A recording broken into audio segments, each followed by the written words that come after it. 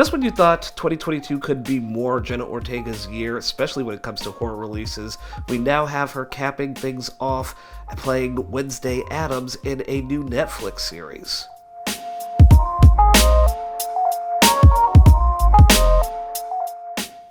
A little bit Harry Potter meets the chilling adventures of Sabrina. Wednesday sees the Addams family's budding psychopath be transferred from public school after a piranha attack that she instigated, and is now finding her at the private school Nevermore, which is a school specifically for outcasts like her. Doing her worst to stand out amongst the rest of her classmates who are already all varieties of peculiar themselves, Wednesday may have to make a few friends if she's going to stop a monster that is stalking the students of Nevermore. Now, obviously, there was a big deal made out of the fact that Tim Burton was going to be involved with Wednesday, and I know that there are a lot of people who have kind of grown tired of his shtick over the past few years, but there's no denying that if you look at some of his earlier works and the stuff that he became very well known for, it kind of fits with the Addams Family aesthetic and sensibilities. So to see him working on something like Wednesday makes total sense to me. Obviously, you can see parallels between a character like Wednesday Addams and a character like Lydia Dietz from the film Beetlejuice, and even looking at the monster in question in Wednesday, it's definitely reminiscent of that one scene from Beetlejuice where the character turns into a snake monster to scare Lydia and her parents.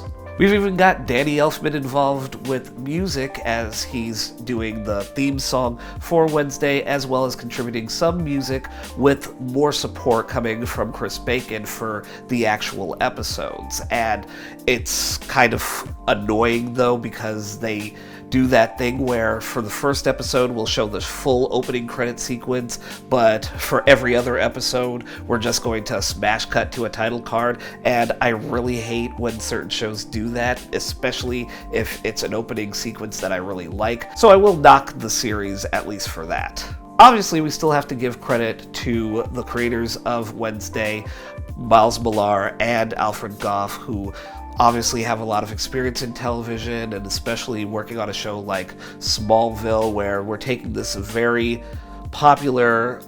property and adapting it for a teen audience. And I think that while there are a lot of elements that you would think make a show like Wednesday not work, it still manages to end up being really effective, because you are seeing a lot of stuff reminiscent of, like I said, Chilling Adventures of Sabrina and even Riverdale, which I know are shows people got kind of frustrated with over time, but I feel like for a character like Wednesday and how they have it, that character juxtaposed with the other characters in Nevermore, it works a lot better, I think, for what they're trying to do, because you've always had this idea of the Addams family and how they're juxtaposed with, you know, the normal world. And I think even now, where you have this whole idea where Wednesday as a character is supposed to be in this environment that she can feel normal in, there's still kind of a pushback. There's still that opposition to stand out even from those characters. And I think that's one of the things that kind of helps to make those familiar tropes feel a less tiresome. And obviously at the center of this is Jenna Ortega's performance as Wednesday, because she is just knocking it out of the park and just exceeding expectations. I kind of already had this idea that she was going to be perfect for this role, especially seeing all of the other roles she's been in this past year in stuff like Scream and X, and even like her brief role in Studio 666. So to kind of see the sensibilities she brings as an actress to a character like Wednesday Addams, it is absolutely perfect in my opinion. And I just love how they play her as that character who is very atypical in terms of how she acts with others, and obviously has a very sick sense of humor, if she even has any humor at all. But one of my favorite and most disturbing moments in the series is her digging a grave and just having a very disturbingly joyful expression on her face as she opens up a casket to see the corpse inside. It's very unnerving and unsettling to watch, but you absolutely get it for this character. And I think one of the great things about Wednesday is the idea that you should be absolutely terrified by her, and you still kind of find not necessarily a sweetness to the character, but a little bit of heart that makes you feel like she is more approachable than she's actually trying to make herself. And I think we see that with the interaction she has with other characters, especially her classmates at Nevermore. And even when she starts to sort of develop a friendship with one of the normie characters by the name of Tyler, I think just seeing how that all plays out is just fun to watch, and especially seeing her develop a friendship with her sickeningly colorful roommate Enid. It just all works very well, and it's a testament to the entire cast. And even when you see her potentially have opposition with other characters, especially Bianca, who is kind of like the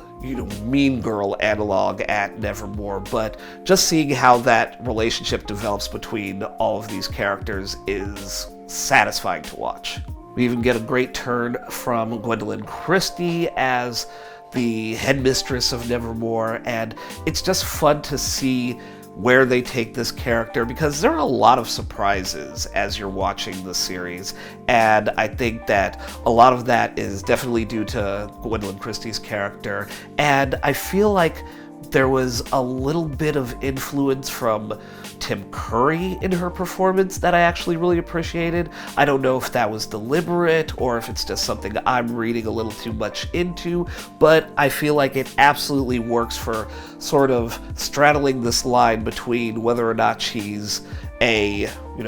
virtuous character or a more sinister character. And I love that you don't really know where her, sensibilities lie until later in the season. And of course we have to talk about Christina Ricci, because obviously we have those Addams Family films from the 90s where she was playing the character of Wednesday, so it's nice to see her in this just from a,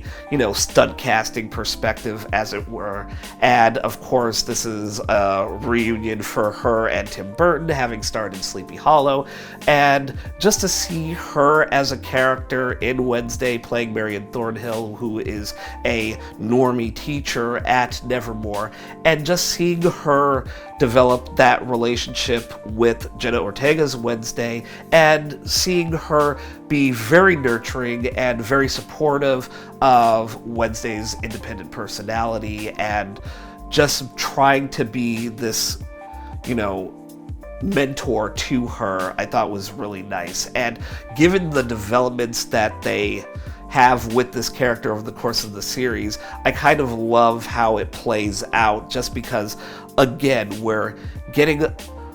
a lot of reminiscent stuff for, the golden era of Tim Burton, and just seeing how it all plays out. It works so well on a lot of different levels, as opposed to just being a callback to her having already played the character of Wednesday Addams. And it's kind of funny because this was a role originally intended for Thora Birch, and when she had to bow out of the role, it was kind of a stroke of genius to have Ricci in there, and just to see what she does with the character and where they take that character is something that I thought really worked for the series. Wednesday just works better than I thought it could. I think that there were a lot of times when it looked like it might have stumbled, but it rebounds really quickly. And even the best episodes, I would say, are in the latter half of the season that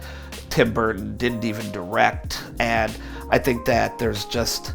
a lot of potential for taking this character in a lot of different directions that we didn't even think about, but directions that work for the character. We had some great guest appearances from Catherine Zeta-Jones and Luis Guzman as Morticia and Gomez, respectively, and we get a little backstory on their time being students at Nevermore and how that plays into what Wednesday is dealing with and all of the mysteries that are happening at that school. We've also got a great turn from Fred Armisen as Uncle Fester. I really appreciated that performance from him. It's just very lively, very goofy, and something that I thought really worked as far as just casting is concerned. So hopefully we'll see more of him as well. I was already looking forward to this just off of the casting of Jenna Ortega, but I was happy to watch this and just be completely involved in everything that's happening.